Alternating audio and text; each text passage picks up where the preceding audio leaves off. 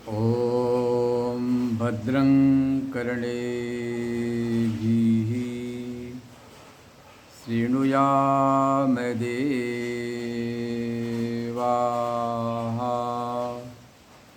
भद्रं पश्येमाक्षभिर्यजत्राः स्थिरैरङ्गैस्तुष्टुवाग्मंसस्तनूभिर्व्यसेमदेवहितं यदायुः स्वस्ति न इन्द्रो वृद्धश्रवाः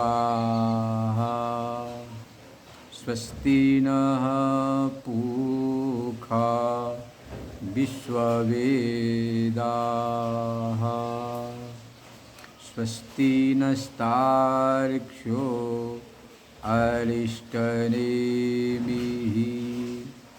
स्वस्ति नो बृहस्पतिर्दधातु। ॐ शांति शांति शांति। पतित पावनी कलुष भंगिनी माँ गंगा के तट पर समस्थित विद्यालोक न्यास से आप ब्रह्मसूत्र का स्वाध्याय श्रवण कर रहे हैं। आज द्वितीय अध्याय के द्वितीय पाद का जो चल रहा है बौद्धों का खंडन, उस पर जरा विचार करते हुए फिर आगे बढ़ेंगे। इसके पहले आपने श्रवण किया था अर्धवैनाशिक जो सिद्धांत है, इसको तार्किक कहते हैं, उसका खंडन। किसी ने पूछा अर्धवैनाशिक इन्हें क्यों कहते हैं?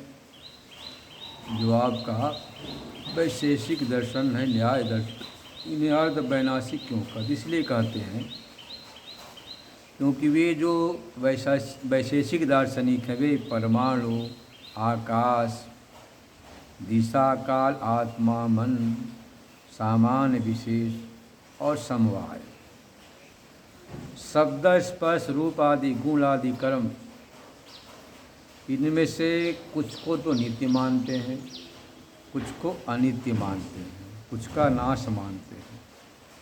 तो आधे का विनाश मानने से इन्हें हम अर्धवैनाशिक कहते हैं, क्योंकि इसमें भी आधे का विनाश माना है कि अर्धवैनाशिक कहते हैं। वैशेषिक मत अर्धवैनाशिक होने से अनुपादेय है। दूसरी बात त्रिक्षण प्रध्वंसी मानते हैं। जैसे योगाचार क्षणिक विज्ञान मानता है, ऐसे ये त्रिक्षण प्रध्वंसी मानते, उत्पत्ति क्षण में, स्थिति काल में और तीसरे समय में नष्ट हो जाता है। तो त्रिक्षण प्रध्वंसी की मान्यता होने से भी इन्हें अर्धवैनाशिक कहते हैं। इसका विस्तार से आपने श्रवण किया। ये आरंभवाद है, परमाणुवाद है। इनका आक्षेप था कि आपका जो चैतन्य ब्रह्म है कूटस्थ है, उससे जगत की रचना संभव नहीं, क्योंकि वह चेतन है, संसार अचेतन है। और यह संसार जड़ है, वह चेतन है। वह शुद्ध है, अशुद्ध है। वह परिवर्तनीय है, संसार परिवर्तनीय है। तो नियम है कि द्रव्य स्वसमान जातीय गुणों को प्रारंभ करते हैं। यहाँ तो विजातीय गुण हो रहे हैं। ब्रह्म का चैतन्य, शुद्धत्व, बुद्धत्व, मुक्तत्व, यह उसके कार्य संसार में नहीं देखा जा रहा, इसीलिए ब्रह्म जगत का उपादान कारण बन नहीं सकता। ऐसा आक्षेप किया था वैशेषिकों ने विलक्षणत्वाद से। तो खंडन किया कि भाई जैसे तुम्हारे मत में परमाणु का पार्यमंडल परिमाण है, पार्यमंडल बोलते हैं परमाणु की परिमाण को, उनके दर्शन का एक दार्शनिक शब्द है। और उस पारिमांडल्य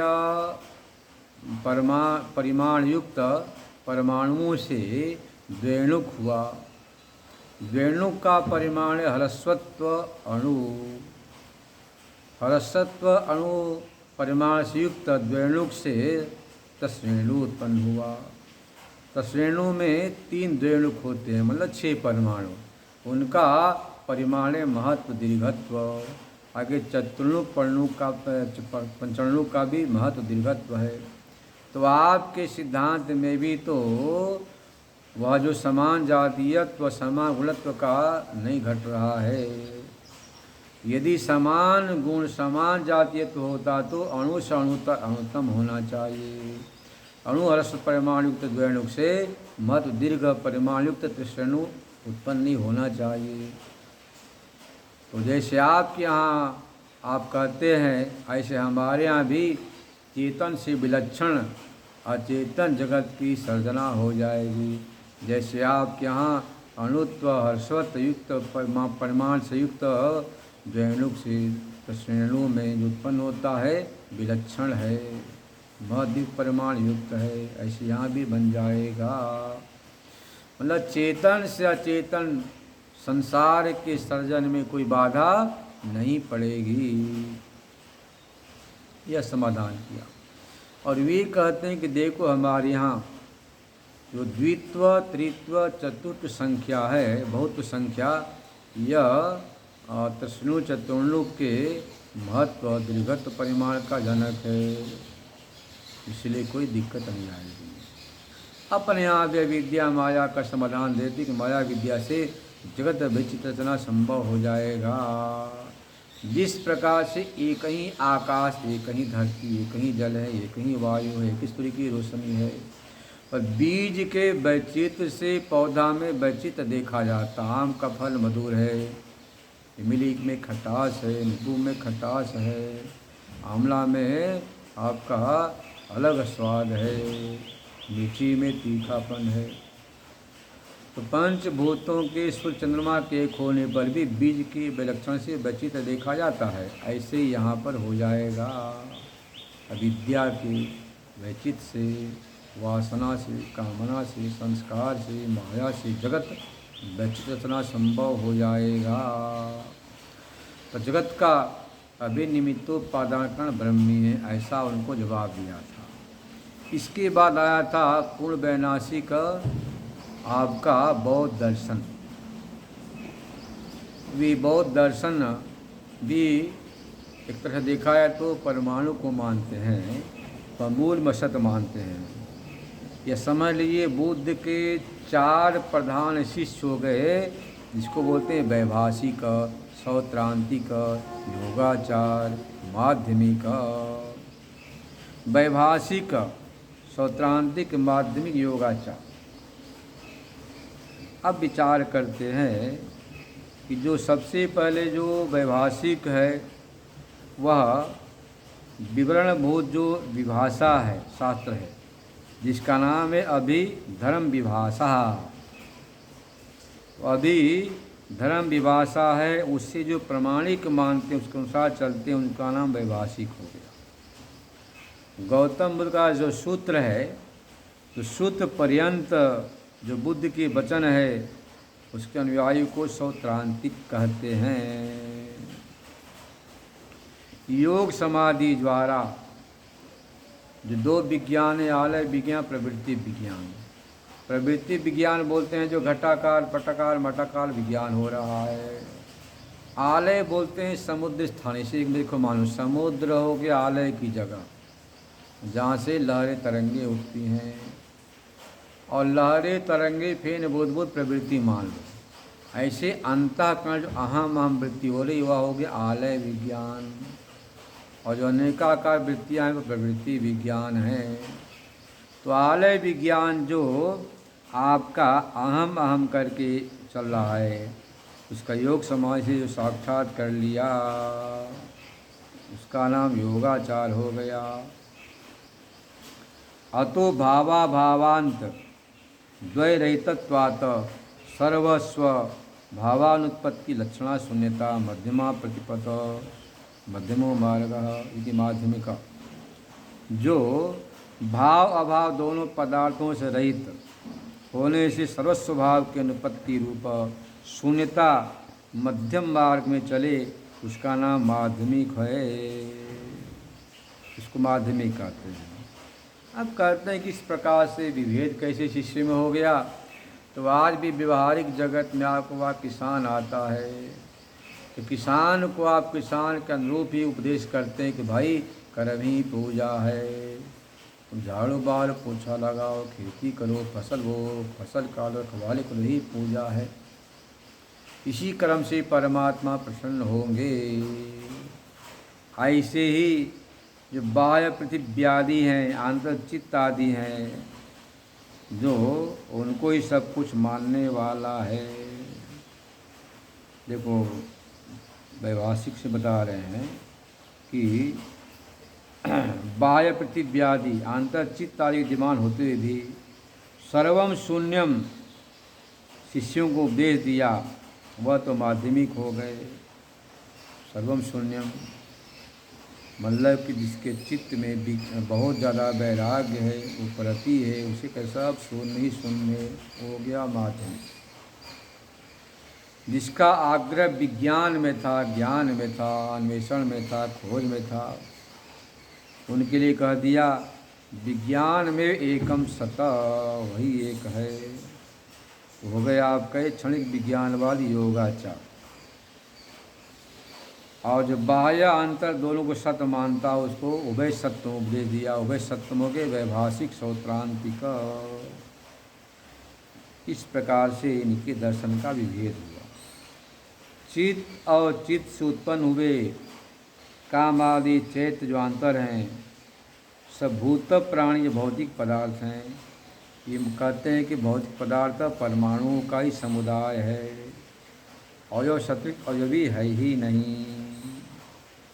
पृथ्वी के परमाणु जो कठिन है, जल के स्नेह, अग्नि के उष्ण, वायु के चलन स्वभाव है, ये बाह्य समुदाय हो गए, परमाणु का समुदाय, जिस बाह्य जगत का निर्माण हुआ।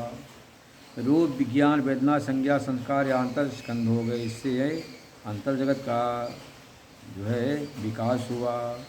इस प्रकार से भी मानते हैं कौन माध्यमिक लोग। तो आपको संक्षेप से इनके सिद्धांत का पहले ही बताया था आपको, यहाँ जरा आवृत्ति कर लिए हम लोग। जैसे अपने यहाँ 4 महावाक्य हैं, अहम ब्रह्मास्मि तत्त्वमसि, प्रज्ञानम ब्रह्मा, अयम आत्मा ब्रह्मा। ऐसे यहाँ पर भी सर्वम शून्यम शून्यम, सर्वम स्वलक्षणम स्वलक्षणम, सर्वम दुखम दुखम, सर्वम क्षणिकम क्षणिकम। ऐसा इनके यहाँ भी 4 बातों को, ये चारों जो है आपका माध्यमिक हो, योगाचार, स्वतानी, वैशेषिक सभी मानते हैं, वैभाषिक सभी मानते हैं। इनके यहाँ शून्यम शून्यम की विशेष प्रधानता है, मुख्य जो माध्यमिक है।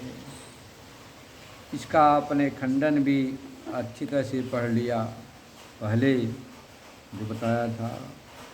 अपने यहाँ जैसे मानते हैं अविद्या से, जैसे ये भी समृद्धि शब्द मानते हैं, समृद्धि नाम अविद्या। ये पूरा संसार सामृतिक है, जिसे आप अविद्यक कहते हैं। अविद्यादि कला परस्पर निमित्त नैमित्तिक भावेना घटयंत्रवत, जैसे पुराने ज़माने में घटयंत्र होता था, रेहट की बाल्टियाँ एक ऊपर आकर खाली होती, दूसरी भर जाती, ऐसे ही घटयंत्रवत संसार चल रहा है, ऐसा मानते हैं। पूर्व पूर्व उत्तर का कारण है, ये सब आप बहुत श्रवण कर चुके हैं। पुद्गल बोलते हैं, पुद्गल मतलब पूर्यते गलती चेती पुद्गल देहा। ये संसार, ये शरीर पुद्गल है, परमाणुओं का समूह है। बड़े विस्तार से इनके दर्शन में इनका ये वर्णन किया गया है। उसके बाद जो आया था कि किस प्रकार से शून्य का इन्होंने बहुत विस्तार से वर्णन किया, उसका खंडन किया कि भाई नहीं, सब कुछ शून्य ऐसा नहीं कर सकते। सब कुछ शून्य मान लेंगे तो सभी जगह सब कुछ उत्पन्न होने की आपत्ति, गंभीर समस्या आ जाएगी। इसलिए सब कुछ शून्य आप नहीं कर सकते। श्रुति भी है, तस्मात् न आकाश संभूत, आकाशाद वायु। श्रुति के आधार पर यह मानना पड़ेगा कि उस आत्मा से चेतन जगत का सर्जन हुआ, न कि शून्य से। सब कुछ शून्य मानेंगे तो एक और समस्या होगी कि सभी का सब कुछ उत्पन्न होने लग जाएगा। जो उदासीन व्यक्ति है, जो कुछ नहीं चाहता है, ऐसा उदासीना नाम नहीं चाहने वाले कृषक बिना किसी परिश्रम के, जब भाव से भाव उत्पत्ति होती तो वहाँ भी फसल उत्पन्न होने लग जाए। कुम्हार भी बिना किसी परिश्रम के घड़ा उत्पन्न करने लग जाएगा। स्वर्ग अपवर्ग भी बिना किसी परिश्रम के होने लग जाएगा। क्योंकि आप क्या कह रहे हैं कि शून्य में से सब कुछ होता है, तो यह कथन ठीक नहीं है। उनका सिद्धांत शून्य का भाव यह है, उनका भी सिद्धांत भाव समझ लीजिए, नानुपमृद्य प्रादुर्भावात् कहते हैं। कोई भी चीज़ बिना उपमर्दन नष्ट हुए अगली चीज़ उत्पन्न पैदा नहीं होती है। जैसे कि विनष्टादि किल बीजात अंकुरोत्पत्ति, बीज का उपमर्दन नाश होता है तब जाकर अंकुर होता है। क्षीर का नाश होने के बाद दही होगा, दही का नाश होगा तो मक्खन होगा, मक्खन को जलाएंगे तो घी होगा। ऐसे मृत पिंड को जब चाक चीज को चढ़ाएंगे नष्ट होगा तब जब घड़ा बनता है। तो कुटस्थ कारण से उत्पन्न हो ऐसा आप नहीं कर सकते। यदि कुटस्थ उत्पन्न होने लग जाए चेतन से तो सभी जगह सब कुछ उत्पन्न होने लग जाएगा। इसलिए अभावग्रस्तेभ्यो बीजादुंकुरादिभ्यो, तथा अभाव से ग्रस्त बीजांकुरादि उत्पद्यमान, अभाव से उत्पत्ति ऐसा वो मानते हैं। उनका ये दृष्टांत है। जैसे आप कहते हैं ना कि शून्य से सब कुछ उत्पन्न होता है तो सभी सब कुछ उत्पन्न होने लग जाएगा, ऐसे वे भी कहते कुटस्थ चेतन से मानेंगे तो फिर चेतन से सब कुछ उत्पन्न होने लग जाए, परिश्रम नहीं करना पड़ेगा। वो आक्षेप करके आपको ऊपर ये दृष्टांत दिया कि भाई देखो शून्य से आप उत्पत्ति मानेंगे तो सभी जगह सब कुछ उत्पन्न होने लग जाएगा। जिन्हें बिना परिश्रम, किसान परिश्रम नहीं करेगा, कुल्हार कुम्हार परिश्रम क्यों करेगा, तंतुआ मतलब जुलाहा परिश्रम वस्त्र बनाने में क्यों करेगा, स्वर्ण का सोने का वस्त्र बनाने में परिश्रम क्यों करेगा। अभाव से सब कुछ उत्पन्न होता है तो सभी जगह सब कुछ उत्पन्न होने लग जाएगा। ऐसा इन्होंने उत्तर दिया। भी कहते अपने यहाँ भी देखो भाई अविद्या वासना कामना कर्म से पार्थक सिद्ध हो जाता है, कोई खास दोनों में अंतर नहीं है।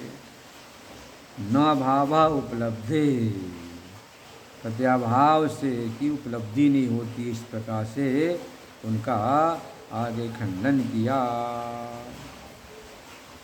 मतलब भाव से भाव की उत्पत्ति है ये आप नहीं कर सकते हैं। इस प्रकार से उनके सिद्धांत का यहाँ पर खंडन किया।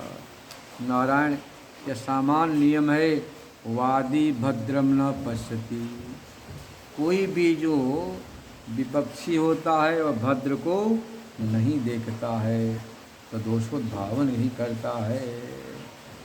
यहाँ पर एक दो दिया कि आप शून्य से अभाव से उत्पत्ति स्वीकार नहीं कर सकते हैं, कि स्वीकार करेंगे तो सभी जगह सब कुछ उत्पन्न होने लग जाएगा। और अपने यहाँ तो देश काल निमित्त संस्कार बीज विद्यादि के कारण से जगत रत्ना वैचित्र हो जाएगा। कुटस्थ चेतन सभी निमित्तोपादान होने पर भी वैचित्र का कारण विद्या वासना कामना संस्कार है। अब आगे देखिए अभावाधिकरण थोड़ा चिंतन कर लें। न भाव उपलब्धि, अभाव को उपलब्धि नहीं होती है तो क्षणिक बाह्यार्थवादी का मत खंडन कर दिया। अब क्षणिक विज्ञान मात्रवादी, देखो क्षणिक बाह्यार्थवादी है वैभाषिक सौत्रांति और क्षणिक विज्ञानवादी मत है योगाचार का, उसके मत का निराकरण करते हैं। न भाव उपलब्धे, न भाव उपलब्धे, अभाव से शून्य से क्षणिक विज्ञान से संसार की सदना नहीं हो सकती, क्यों उपलब्धि उपलब्ध होता है। विज्ञानातिरिक्त विमतम विज्ञानम न ज्ञाना व्यतिरिक्त आलम्बनम। ज्ञान से अतिरिक्त कुछ आलम्बन है ही नहीं है। क्यों? ज्ञान होने से स्वप्न ज्ञान हो। स्वप्न ज्ञान में जैसे सब कुछ ज्ञान ही है, ज्ञान से भिन्न कोई पदार्थ वहाँ होता ही नहीं। आँख खुली न हाथी है, न घोड़ा है, न पदार्थ है, कुछ भी नहीं। सब कुछ मात्र वहाँ पर विज्ञान होता है। ऐसे यहाँ पर भी क्षणिक विज्ञान ही सब कुछ, उस अधिक बाह्य पदार्थ है ही नहीं, परमात्म अनुभेय है, ऐसा सिद्ध करते हैं। ज्ञान बिना अर्थ का अभाव कहते हैं। इस प्रकार उनका सिद्धांत है। अब कहते हैं विज्ञान व्यतिरिक्तानाम अर्थानाम भावना। विज्ञान से अतिरिक्त पदार्थों का भाव नहीं हो सकता है। क्यों? उपलब्ध है। विज्ञान व्यतिरिक्त अर्थों का घटपट आदि की उपलब्धि होती है। विज्ञान के बिना भी छोटे बालक को, शिशु को, उसको ज्ञान घटपट आदि का, उसको भी जो है पदार्थ की उपलब्धि देखी जाती है। वैधर्म्याचना स्वप्नादिव। अब स्वप्न के दृष्टांत का खंडन कर रहे हैं आचार्य।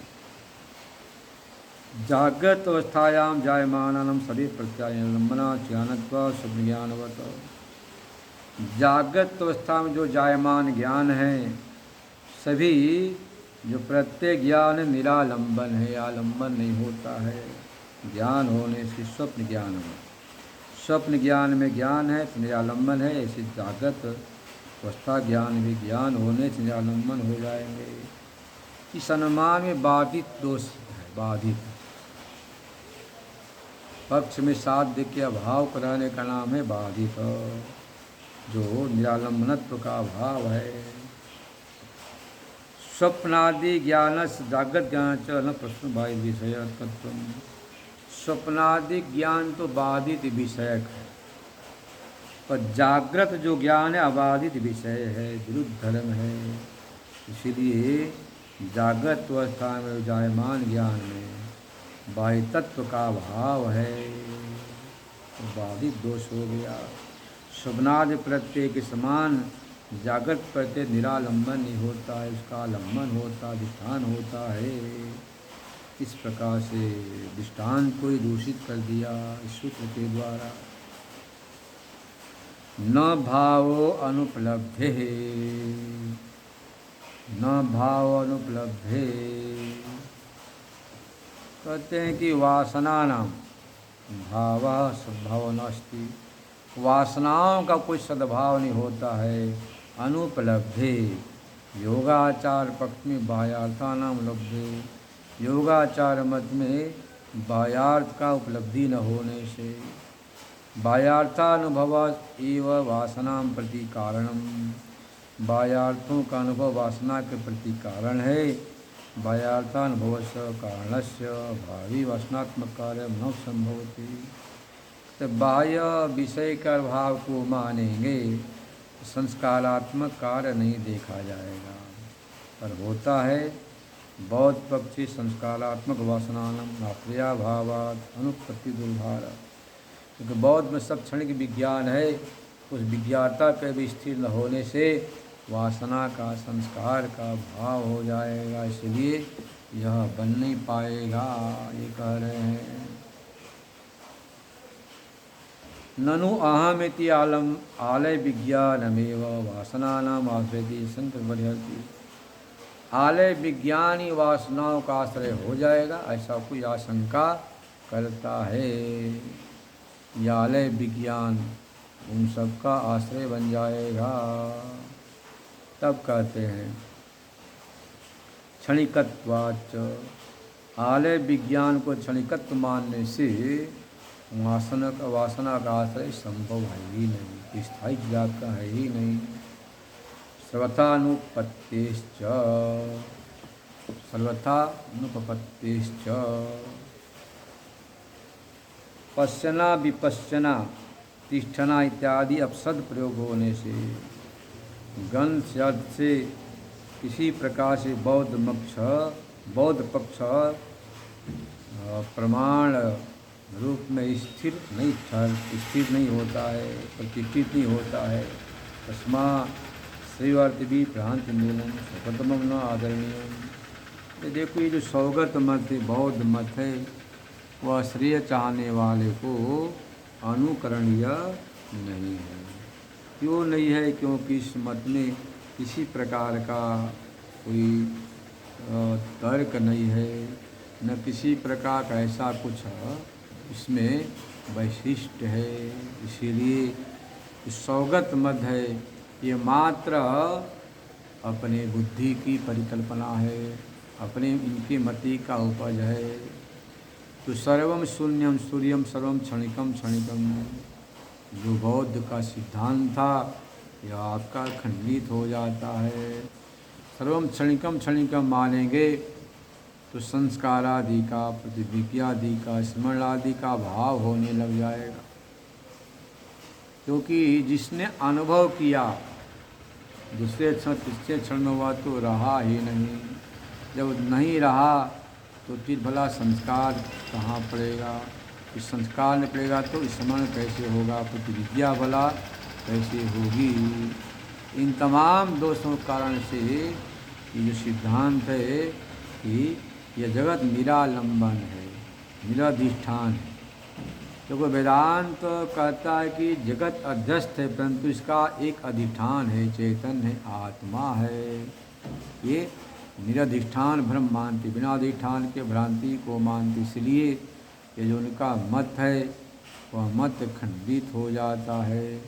जो मत इनका है कि निर्धिष्ठान भ्रम होता है, बिना आलम्बन के, बिना किसी आश्रय के, वह मत इनका खंडित हो जाता है। तो नारायण, यह मत खंडित हो जाने से जो उनका कथन है यह सिद्धांत बाधित हो जाता है। मात्र जो उपनिषद सिद्धांत है, इस जगत का अभिन्न निमित्तोपादान कारण ब्रह्म ही है, सर्वज्ञ है, सर्वशक्तिमान है, कण कण में है, क्षण क्षण में है, जन जन में है, सुतराम यह सिद्ध हो जाता है। जिस प्रकार से एक मकड़ी अपने मुख से जाला को निकालती है, निकाल कर बड़ा सुंदर मकड़ी जाल अपनी बुनती है, अपनी भाषा में वो सुंदर महल बनाई और उस महल में सारी व्यवस्था का संपादन किया, क्रीड़ा करती है। और जब उसे बाहर निकलना होता है तो बाहर निकल जाती है। ऐसी यह जगत है जिसका कारण अभिन्न निमित्तोपादान कारण ब्रह्म है। ईश्वरीय सृष्टि तो आपकी साधना का साधक है, परंतु जो जैविक सृष्टि है यही आपके साधना का बाधक है। जैविक क्या? जो आपने अहंता ममता कर लिया, अहम इदम ममेदम, यह मैं हूँ, यह मेरा है, यह ऐसा है, यह वैसा है। आपने जो अपने अहंकार से, अज्ञान से सभी के ऊपर एक मोहर लगा दिया कि पहले की अहमिदम, 3.5 हाथ वाला पंचभूतात्मक पिंड यह मैं हूँ। इस अनात्मा में आत्मत्व की भावना सबसे पहले आपने बड़ी भारी भ्रांति अध्यास कर लिया। आप चेतन नित्य शुद्ध बुद्ध मुक्त हैं, फिर भी आपने अपने आप को इस शरीर से बांध लिया। शरीर कोई बढ़िया चीज़ नहीं, यह तो पंचभूतात्मक पिंड है, मिट्टी का ढेर है, मलालय है, हाड़ माँ चाम का पुतला है, इसमें अहंता हो गई।